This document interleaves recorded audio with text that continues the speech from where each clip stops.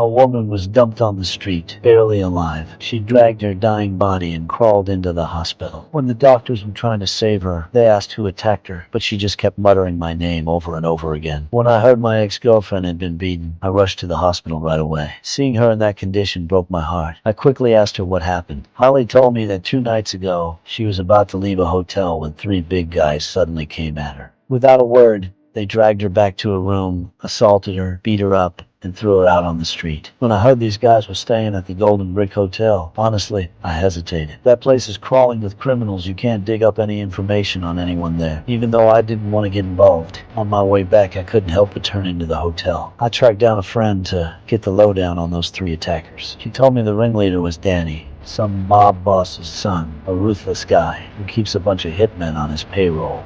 Fuck with these guys.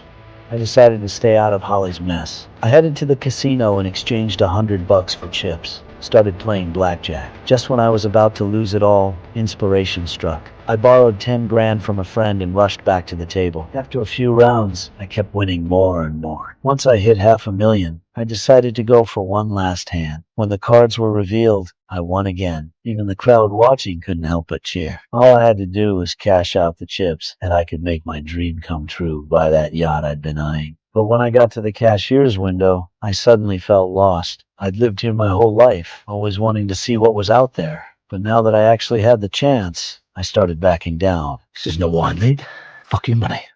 I went back to the table and bet all $500,000. Before the cards were even fully dealt, I'd already lost. As people applauded, I calmly walked out of the casino. After cooling off for a while, I finally remembered something important. I rushed over to Holly's place and gave her all the information about the attackers, who they were and where they were staying. But Holly begged me to help her get revenge. And if they kill me?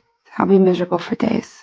Wearing a Santa hat, I knocked on the gang's door. When the bodyguard heard I was one of Danny's guys, he didn't dare mess around and took me to see Danny. I tried to reason with him, but he didn't give a damn. With a gun in his hand, he went off on me. Seeing how cocky he was, I stopped wasting my breath. I kicked his leg and snapped it, then pulled out my bank card and slashed his forehead with it.